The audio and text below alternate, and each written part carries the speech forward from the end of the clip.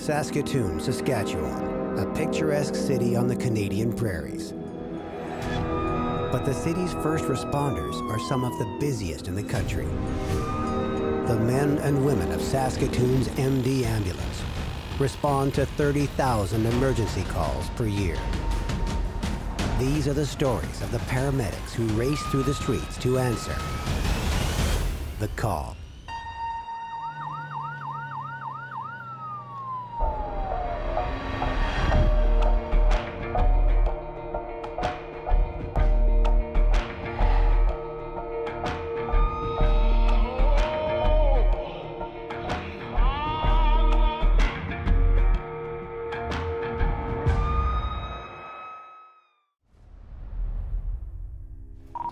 Based in 1967, are you responding with patient with a stab wound to the back? The knife has been removed. Unknown assailant location. City police has 2 units en route, but their ETA is approximately 10 minutes. What? If the patient has a life-threatening injury, she could bleed out or die within 10 minutes before the scene is secure.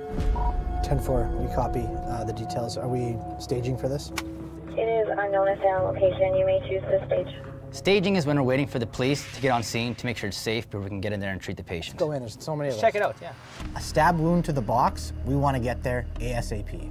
10-4, we're just gonna go. 1967, be advised we've just gotten an update. Assailant is still in the house. You might want to stage. Staging. So we find out the assailant's still on scene, we're gonna stage. 10-4, we're gonna stage. It's like, there's no way. I'm not wearing a vest. You don't have guns, man. I got a nephew. I got a son. It comes down to safety first. We need to protect ourselves before we can help others. Tell them we're staging. 1967, stage 20th and P. Copy 1967. City police have just arrived. Give her, baby. So now we know the police are on scene, we want to get in there as quickly as possible. Oh, it's this one. Based in 1990. We arrive on scene and the assailant is gone. What happened? Can you tell us from the start? Well, she went ballistic on me. Okay. Yeah. She has a scratch. Is this an old stab wound here? Yeah, she stabbed me before. I can see a scar on the patient's back right next to her spine from a previous attack. So let's just recap from the start. You were sleeping and your daughter attacked you? Yeah. Okay, and she attacked you with a knife? Did you get punched or anything in the face? Yeah, uh-huh.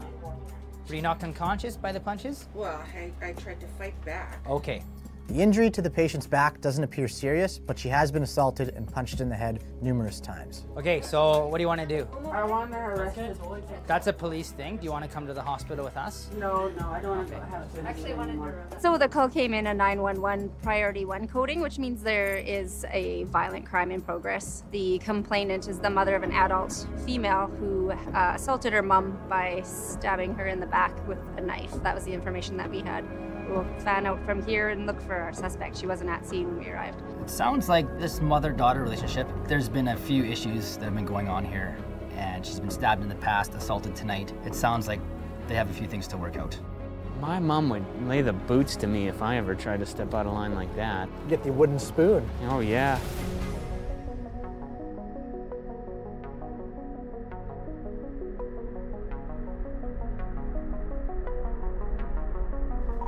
Based in 1936, you're responding to Delta for a 23-year-old female found lying on the street. She is conscious, not alert, no other details at this time. Kind of vague details here, hey? Yeah, not alert. Maybe she's intox. She's diabetic. Diabetic. That's not a lot of information. She could be intoxicated. Is she injured? Maybe it's a medical problem. Oh, look at this guy's waving at us right here. Oh, she's outside. Arrived, so. We pull up on scene and see a female curled up in the entrance of a building. What's going on today? How come we're laying in the entryway here? It's a nice radio. Are you sick? Yeah. Any drugs or alcohol this evening? Have you done both or one or the other? Yeah. Yeah? How much have you been drinking? And what about drugs? What have you been taking? Ecstasy? Ecstasy? Yeah. How long ago did you take it? Like an hour ago. Can we take you to the hospital? Yeah. Absolutely, we can. Yeah. I just want to check your eyes first, okay? So look right at my nose. I'm going to shine a light in them just like this, okay? And on this side. Good. You have a place to stay, right? No, I don't. Do you know her? Yes. In the middle of my assessment, there's just an unknown male who shows up beside me. How do you know her? I don't know, but she knows. It's becoming obvious to me, this man does not know our patient. Where do you live right now? Nowhere. Oh, so you're homeless? Yeah. I live right here. She can lay down and she'll be fine. Why don't we take you in the ambulance and check you out a little bit closer before we decide to leave you on the street? Even though there's nothing medically concerning at this time, it's important that we don't leave this woman in a state that she's not safe in. Why don't you sit up and we'll... Do you check know out her, again. sir? Pass me your hand. When it comes to the homeless people, everybody knows everybody. She's a very familiar face in that respect, right? What else have you done tonight except for ecstasy? Anytime that, you're walking down the streets and you see somebody curled up in a doorway, I think it's almost your responsibility as a citizen to make sure that individual is okay. And if they're not, obviously to alert 911 and get them some help. Oh, we'll just take you in the ambulance. We'll just check you out in the ambulance. Who are you? You're nobody to her. Who are you to her, sir? The only goddamn person in this whole crowd that gives a...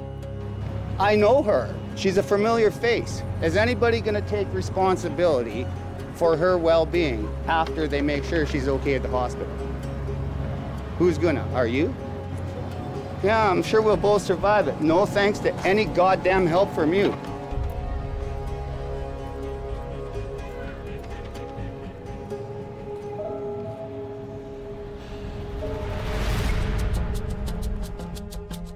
Hey, EMS is a young profession. You're right. Stay close to me. Oh, yeah. Show you the way. Okay. So Caleb and I are from a family of 4 boys. I'm not sure how my mom did it. Sports was always big in the house. We were always competitive. Lots of fighting. This coffee is disgusting. I was gonna say the complete opposite. You like it? I think it's great, yeah. Oh, it tastes like dirt. He's not only my brother, but we're best friends as well. Got a lot to learn, Dane. Got a lot to learn. Okay. 1967. You're backing up 1940.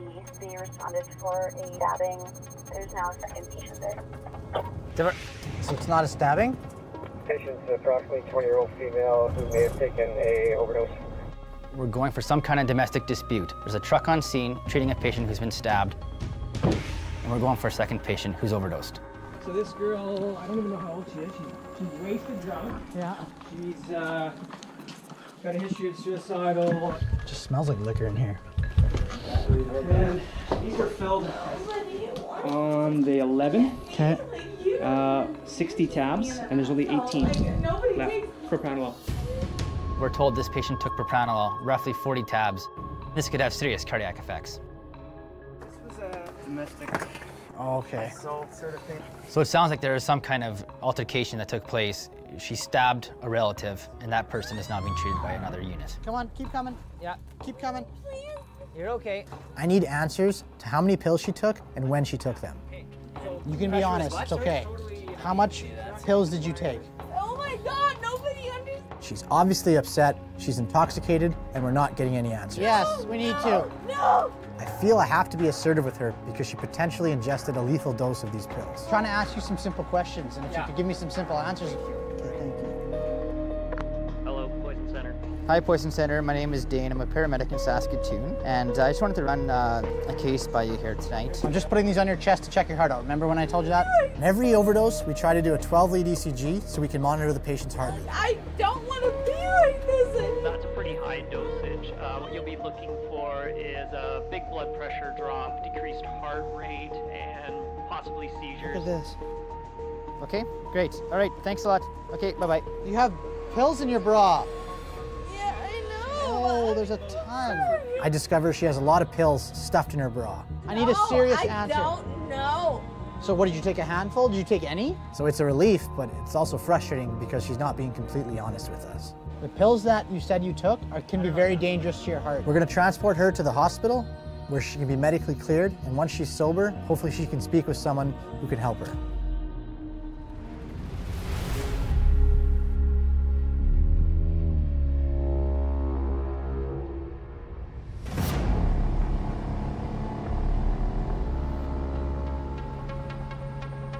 Houston 1936, you're responding Bravo.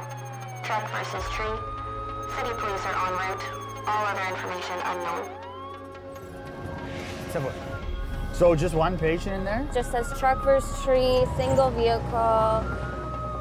The report is that nobody's exited the vehicle, so good chance that somebody's unconscious inside the truck. Jesus, we're gonna hit a tree. At this point, we're unsure of why this gentleman crashed into the tree. He could have underlying medical conditions such as diabetes, or he could just be intoxicated. Right here. He definitely hit a tree. You're like fighting with him. Yeah. When we approach the vehicle, we see 2 police officers in the cab of the truck with a semi-conscious male. What do you guys have here? Has he been talking to you? No, we have. No.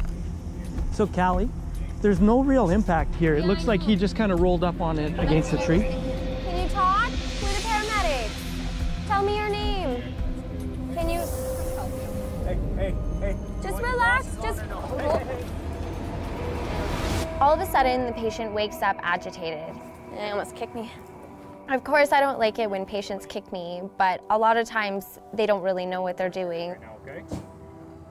4.8 is his blood sugar. So probably normal, eh? So that's pretty normal. He smells of alcohol. Drinking tonight? He just kind of drifted into that tree. Slowly, you can even hear him coming right here. Slow, actually. Slowly, like just drifting. Where do you think you are? Police are having to hold him down inside the car. It doesn't seem like he's really cooperating or coherent enough, but can't get anywhere close to him because he keeps threatening violence. Well, so we're thinking he's just intoxicated. We're pretty sure this patient doesn't have any injuries, Yeah, have a seat. but we're still gonna take him to the back of the ambulance and do a head-to-toe. Can you tell me what happened tonight? There you go, just like that. Hands in. Keep him close.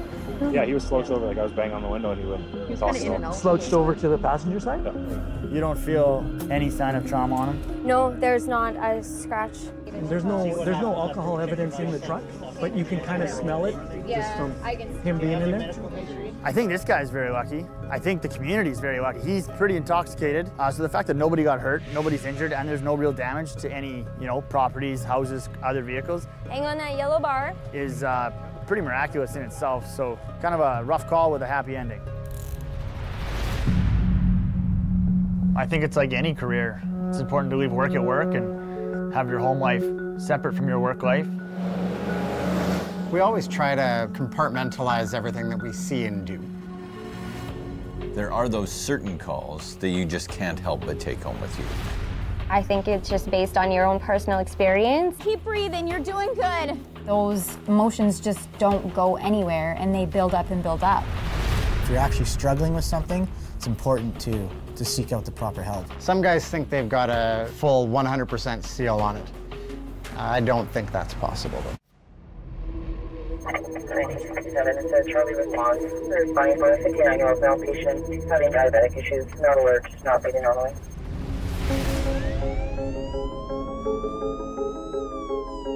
This guy calls a lot. He does, hey? Yeah. Okay. So we've been to this house 3 times in the last month. It's raising some red flags, and clearly someone's not coping.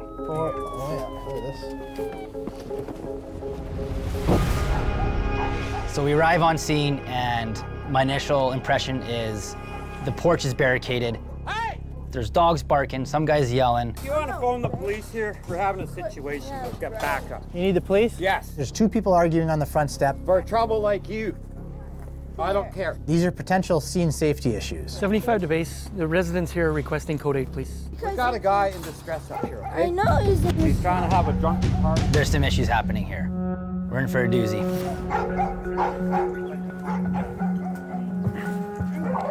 Hey! So as we walked in the room, we found the patient slouched over his bed. Check up on him. I've known him for a long time. He's just let himself go too often here. With what, sir? Diabetes. He has the dextrose.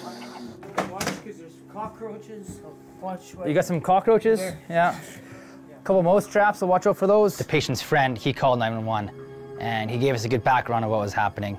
Any drug use right now? Yes, he's an addict. I don't know if he's done anything in the last... What kind of addict, sir? Meth, hydromorphine, and a lot of that. I found a rig, and I don't know... Sorry, where's the rig? Does he have Hep C or HIV? HIV. The friend tells us this guy has AIDS, he's an IV drug user, and there's dirty needles around the room. We need to make sure we're being safe. Just keep a heads up for that stuff, yeah. We're gonna check your blood sugar. For any diabetic call, the first thing we want to do is check their blood sugar. So you've seen him like this before? I can tell when he's starting to sweat. 2.0. We need to start an IV and give you some medicine, okay? His condition is easy to assess. He needs sugar or he will eventually die. We got it. Hey, we can let go of your plums. So this guy could go into a diabetic coma, seize. Here, hold on, man. Who knows what could have happened? You know, to see him go like he's just kind of giving up, but it's going to happen again, probably tomorrow again, or the next day, within a week. Hold on, bro. Just checking your blood sugar, okay? You went low. So once the patient regains consciousness, he's quite upset that we're there. Did someone call you guys? Yeah, your buddy here did. Yeah. And he doesn't quite realize the magnitude of what just happened. You were low, man. You needed it. The dextrose worked. This patient is now more alert. But now we have to get him to eat some food. Can you do us a favor? Can you go make like a sandwich or something? Yeah, this patient is a poorly controlled diabetic, and he's lucky to have this friend looking out for him. Do you know what day it is today? Probably Saturday. It's Monday. How old are you? How long have you been an IV drug user for? Yeah, pretty well been using since I've been 18 about. And how did you start? From the needle.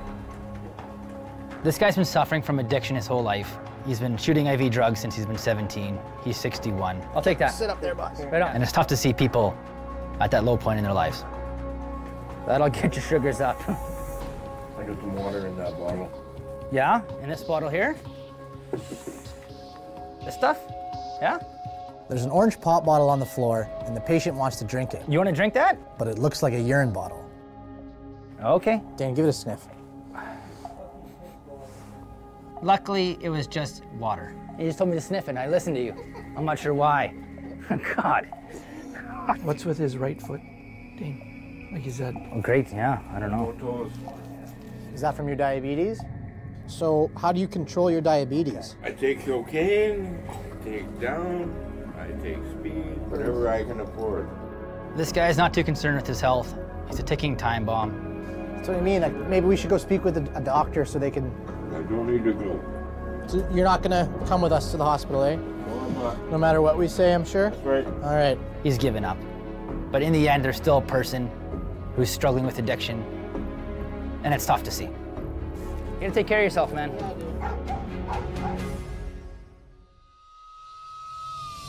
Did you get punched or anything in the face?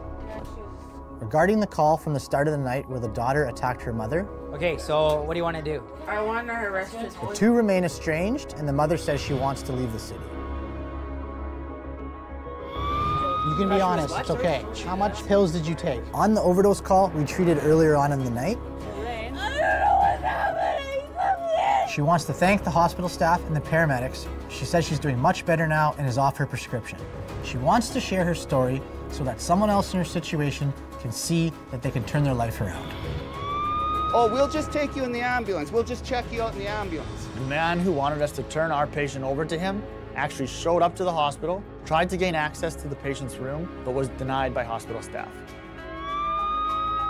So how do you control your diabetes? I take cocaine, I take down, I take speed, whatever I can afford. On the call at the end of the night with the patient with the low blood sugar, so you're not gonna come with us to the hospital, eh? No, I'm not. No matter what we say, I'm sure? That's right. He did not want to come with us to the hospital, and his friend is still looking out for him.